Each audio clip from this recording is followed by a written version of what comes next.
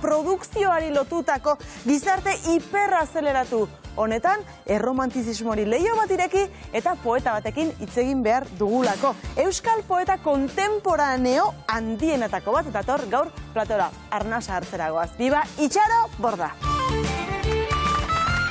Kaixo, Itxaro, arratzaldeon! Ongi etorri! Bai? Bale, Aspaldiko? sarkada bat. Kerrik asko etortzeagatik, Bai, mil esker zuek, komitatzeagatik. Beti plazer bat da onarat etortzea. Eserik lasai. Bai. Etorri zara gainera egun, ez dakit, eguraldiari dagokionez, egun euritsuak esango dugu, esan dute orain eguzki pixka bat ere bat horrela. Egun oso euskaldunean. Bai, zuk zer nahiago duzu, inspiratzeko edo idazteko, eurizalea zara, eguzkia Euria baino gehiago lantzega, lantzuk da. Halako, eurifin hori hemen sirimiri edo deitzen duzuena. Hara, maite biziki euri mota hori, bustitzen du busti gabe. Edo bustitzen du zu hartu gabe. Bai. Hori bai, hori hola da. Badu holako poetikotasun bat. Itxaro, zure esku artean, ekarri diguzu zure azken lana, Itzalen tektonika du izena, zure azken poesia lanak, Susa argitaletxearekin argitaratu duzunak. Nolako poesia atxemanen dugu hor barnean? Usaian bezala, denetarik atzemanen da, bizitza baten, nola egan, sismografoaren, nola egan, magak dira poesia hauek, eta hori da, orkitua, bizia, modioa, adinean aintzina joatea, hori zuertez, emazte idazle belaunaldi honetan, hori kontatzen aldugu, adinean hara joatea, eta orain arte ez dena egin. Hori guzia, gero bidaiatzeko zoriona, hoteletan gelditzeko plazer hori ere, batzuetan da amodiozko historio bat bukatzen delako, eta beste batzuetan da amodiozko historio bat preseski berriz hasten delako. Hori da, eta gero badira omenaldiak ere, eta omenaldi horietarik bat nahi dut berezik aipatu, hori da Vitoriano Gandiagari, bigarren gutuna, poema bat bada, izen horrekin.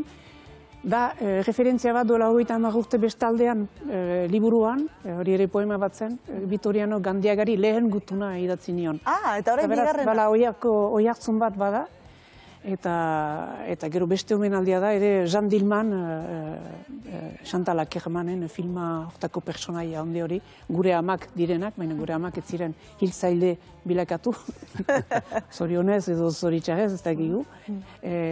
Holako omenaldi batzu badira, eta uste dut ere beste tektonikaren metaforak ekartzen duela ere gure gaurko mendean bizitzen ditugun, ez dakit, ekologiari buruzko arazoak edo gorbiltasunari buruzko nahikundeak eta horiek hor dira teksto honetan barnean. Eta tektonika horren abia puntuan bada 14 urteko gazte bat idaztea hila labizikoa dela deskubritzen duena ere, ez da? Hori bai. Zuretzat ere idaztea hila labizikoa da? Bai. Hala zen, hasi nintzalarik, eta oraindik ere hala da, bai. Behar bada ez da hain hilala bizikoa, baina hala ere ene bizitzaren urratsak baimentzen ditu idazteak, bai. Eta zilegitzen ditu ere. Gero egan behar dut, idazteari esker ene bizia biderkatu dudala. Eniz aberastu, biztan dena, hori jakingo zen, ala izan bazen. Baina aberastu niz barnez eta gogoz eta bizipenez. Eta ere idatzi alizateak bideratu daut inguruko jendearekin harremanetan ere harreman empatiko batean irautea. Bai, hori segur. Eta alde hortarik salbatu nau. Eta biziarazi nau. Itxaro, aipatu dituzu gaiak bat eta beste oso liburu eklektikoa dela, esan genezake. Nondik ateratzen dituzu gai horiek? Nola aukeratzen dituzu? Parte batetik etortzen direnak dira. Iristen dira? Iristen dira, eta hartzen ditut opari batzu bezala, eta hartzen ditut mirakuilu batzu bezala ere. Zenta batzuetan ari naiz bila eta ez zait ezer etortzen, eta gero bat-batean, hori ene poesiak badu bertsoaren bat-bateko tasun mirakuilutsu hortarik, nahiz eta ene etxean egiten dudan ez eta publikoan, eta bestetik, uste dut, ere badituztala aspaldian buruan eramaiten ditudan olako galdera batzu, galdera existentzialak, filosofikoak, etikoak, eta horiek komentatzeko beti badut alako gogo bat eta behar bat. Uste dut, badu orain 50 urteari naizela idazten, hene lehen artikulua publikatu nuen Herrian, duela 50 urte, eta etengabe, bai bertsoz, bai artikuluz, bai edo zoin idazteko moldez, komentatu dut inguratzen induen mundua, mundu kolektiboa, eta eraman nauen barne mundua ere. Etengabeko komentario bat da. Gaur olerki bat irakurriko diguzu oraintxe. Zein da irakurriko diguzuna eta zergatik irakurri nahi duzu hori? Itxaro? Justoki, deitzen da Hotel de Paris, eta iragan astean hor itxuskeria salbai bat gertatu da. Gizon batek emazte bat eraildu, hori zori gaitzez askotan gertatzen den gauza bada. Eta bai, nahi nion bidean nentorela eskutrenez, ikusi dut poema hau eta gendu bai, hau da, irakurri behar dudana. Eta denbora berean Euskal Herrian eta Euskal Herritik kanpo violentzia matxista eta genero violentzia pairatzen duten emazte guzientzat irakurtzen dut. Ba, Itxero Borda, nahi duzunean.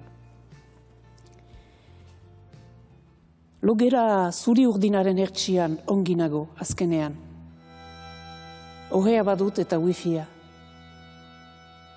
Iesean abiatu naiz berriz. Eta zure udakoa modioaren dolua ekarri beharko dut bihar. Geltoki aitzinetik pasatzen dira autoak zarataz, eta urgunean larrun biluzia. Begiak zerratzen ditut, eta zure soa zoroitzean badakit, manteleta jantziko dudala. Itxaso aldetik datorren haize gaziak larrua erretzen dit. Largoan ez dut balearik ikusi. Zazpilero etzaten ditut paperean, itxura, zuzendu gabe, zure bihotz eskailak bailiran. Portura jautsi naiz, urrats galduan. Txoriak alarauka ari dira gauean. Bruilarta altxatuko da. Eta gure hirien denbora, itzal gorrituko denean, hiriko farolen garatzak hormatuko nau. Itxas belar lehoren artera jauzi eginen dut, zure memoriaren altzora bezala. Baina zaude pixka baten. Baina zaude pixka baten. Hau da. Itxaro Borda, mila esker. Bai, mila esker zua, Lehenik eta behin hori hola gurekin partekatzeagatik. Baduzu hola barruak mugitzen dituen zerbait, Itxaro? Bai. Eta poema hau, nola egan, osatzen duen gai horretarik bat. Bereziki da genero violentziak. Hauren kontrako violentziak ere asko mugitzen hau. Violentziak gehien bat, eta uste dut alde hortarik behar bada kontzienteki edo inkontzienteki ez violento gisa kontsideratzen naizela. Eta askotan aipatu ditut, bai gure herrian eta bai gure herritik kanpo ere gertatu diren violentzia momentuak kritikatu ditut eta idatzi ditut. Askotan, pixka bat, erakusteko zek mugitzen hauen eta zek mugitzen duen gure jendartea. Eta kontakizun horiek egiteko tokiek badute euren tokia, hotelak aukeratu dituzu, geltokiak, urjauziak, zergatik aukeratu dituzu leku horiek, toki horiek? Baitira, pasaia lekuak dira, iragaiten diren, gu bertatik pasatzen giren lekuak eta denbora berean gutarik pasatzen diren lekuak ere dira. Ez dugu baitezpada nun baitekoak izaitearen beharrik hotel batean edo tren batean. Gure identitatea zarago joan gaitezke, gure buruak bestelakoak ere irudikatzen alditugu. Eta badakigu Euskaldunak izateaz bestelakoak ere girela, batzuetan Euskaldun izatearen kontrakoak ere, dena badugu alde eta kontrakoa.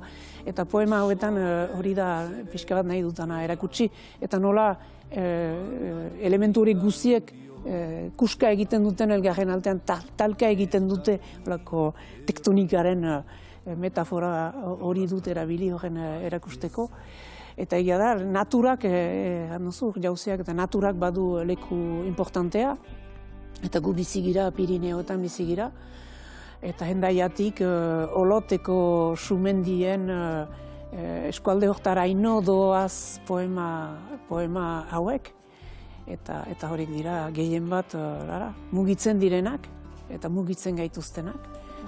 Eta mugitzerik gabe ez dugu gure jendetasuna bizitzen eta biziarazten eta partekatzen aha.